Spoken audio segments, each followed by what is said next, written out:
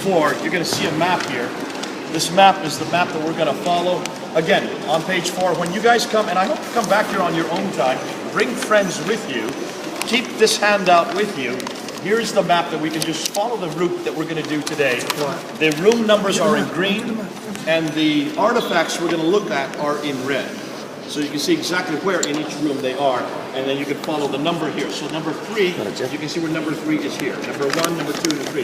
That's number 1 on the handout. Explains what it's all about. You can see number 1 is situated here. It's this stela we're going to look at right now, with this handsome man's face in front of it. Let's look at number 5, page number 5. Take a look at the maps you see there. Do you see the 2 maps there? The Assyrians, if you can see, that's the Assyria. That's where Syria is. It's northeast of Phoenicia. There's Phoenicia here. Phoenicia is the archaic name for what is today Israel. That's where the name Philistines come from, Phoenicia. And so back in this time period, the 9th century BC, it was called Phoenicia. Assyria was where Iraq is today. This is northern Iraq, Tikrit, Mosul. Those cities are the cities we're going to look at. Now, the old archaic names for these cities are not the same. And if you look at the map up here, look at the map above it. That's this square here, this rectangle here is enlarged for you. Can you see Nimrud on that map? Can any of you see where Nimrud is? All right, we're going to start with that. That's the capital of Assyria that made an impact on the Bible to begin with. Can you see right above it Balawat? See it right above it? Continue on up towards the top. Can you see Khorsabad? Yeah. And then come down a little bit. Can you see Nineveh? Okay, those are the 4 cities that are important for our story. Why? Because what we're interested in is to find any extra biblical artifact, anything outside of the Bible that corroborates the Bible, that shows the Bible is accurate, historically. That's what we're looking for. To prove that the Bible, when it talks about history, people's names, places, or events, is absolutely accurate. Now to begin with that, we're going to start with 1 Kings chapter 22. In 1 Kings chapter 22, we have the story of King Ahab. Ahab was not a righteous man. He did not love God. He was king of Israel. He stood against God. And he had a problem with his neighbor named Ben-Hadad. Ben-Hadad and he were at war with each other. And it says that in 1 Kings chapter 22. But suddenly they put their weapons down. And for 3 years they did not war against each other. It doesn't say in the Bible why. To answer that, we need to come to this stela right here. This stela was created by Shalmaneser III. Shalmaneser III is the king of Assyria. His headquarters or his capital was Nimrud. He comes down from Nimrud, from Assyria, down to Phoenicia, and he attacks Hamath, the king of Hamath, named Idhuleni. King Idhuleni was the king of Hamath, which is one of the largest kingdoms there in Phoenicia. Now, Hamath could not repulse this great Assyrian empire. There's no way he could stand up against this huge empire. And it says that right here. All of you can read cuneiform. You can read exactly what it's saying. It talks about that battle. Can you read that? No. None of you can read cuneiform?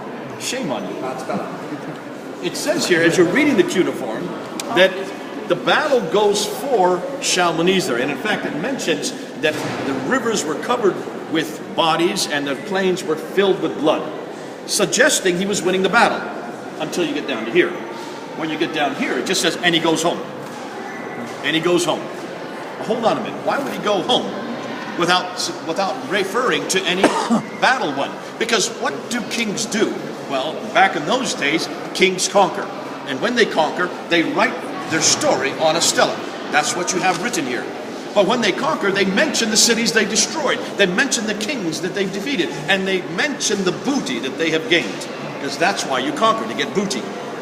But there's nothing written here about any booty, about any cities that were destroyed, or any kings that were defeated. Showing that something went wrong. But why does it say so? Why is there nothing written here about what went wrong? Well, we now know that Idhuleni needed help. And so what he did, he called to the other 10 kings of the plains, including Ahab and Ben-Hadad, to come to his aid. They were the kings of Phoenicia. They put down their weapons against each other, and they all went to Hamath to support Idhuleni to repulse Shalmaneser III. And because all 11 kings together came together, they were then able to defeat Shalmaneser III and send him packing back to Assyria. Now, why is that not written here? Why would you guess? Well, let me ask you today.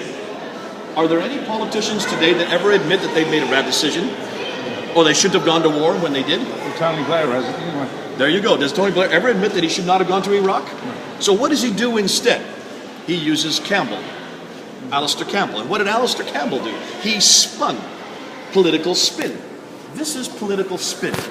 Listen, your politicians are no different than the Assyrian politicians. That's right. That political spin has always existed, and there you see political spin. They don't admit about any defeat. They don't admit about any conquest that went wrong. They just basically went home. That's why you need to come back to the Bible, because the Bible gives the full picture.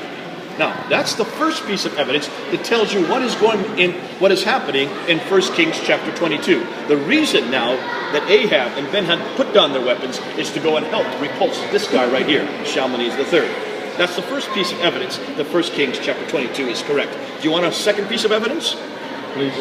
He does. Anybody else want it? Yeah. Should we just go with Joe? Okay, Joe, you want it. Let's go and see. The second piece of evidence is right over here. So let's go around to the other side to this obelisk.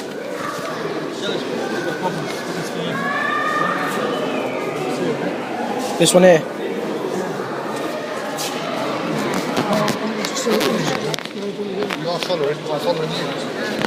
Let's go ahead and turn your page to page 6. Number 2. It's called the Black Obelisk. It used to be black until about 2 years ago. They cleaned it up. Now it's become gray. A very famous obelisk. This is also found in the city of Nimrud. This is an obelisk made by Shalmaneser III. And when you look at it, you will see it has pictures of different people paying homage to Shalmaneser III. Now, in 2 Kings chapter 9 and 10, we read that Ahab dies. And when he dies, Elisha the prophet comes to Jehu, who is captain of the guard, and tells him to go and kill the family of Ahab and become king himself. Now, the question we want to ask is this true? Did this happen?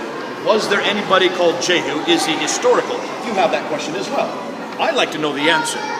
Because the Bible makes up all kinds of names of people, cases, and certainly kings. We want to know if any of this is historically true. Well, take a look at this man right here. Right there in uniform, as it says right here in the thing. There it is.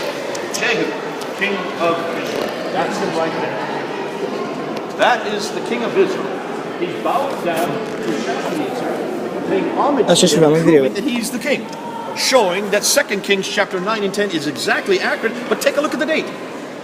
841 BC. That's the exact time that Jehu would have been king, proving that the Bible is not only accurate with the person, also with the event and the time period. That's how accurate our Bible is. So we got the right man doing the right thing at the right place at the right time. And there you can see it corroborated by this panel right here. Which one's That's right here. That's Jehu paying homage to Shalmaneser III because he's now the new king. Proving not only that 2 Kings chapter 9 and 10 is accurate, also 1 Kings chapter 22, proving that the kings, both 2nd and 1 Kings can be shown to be accurate from those historical perspectives. Now, do you want a third piece of evidence? Just one thing before we go. That's the earliest known image of any Israelite king anywhere in the world. And you're looking at it right there. It's here in the British Museum. That one right there. What's it? That's the earliest known image of any Israelite king anywhere in the world. It's right here in the British Museum. It's the original. These are all originals. Everything we're looking at are originals, unless I say differently. How old would that be? This is 9th century BC, so you're talking about 2,800 years. Yeah, if you look at the date, this is dated to 841 BC. We're now in 2012.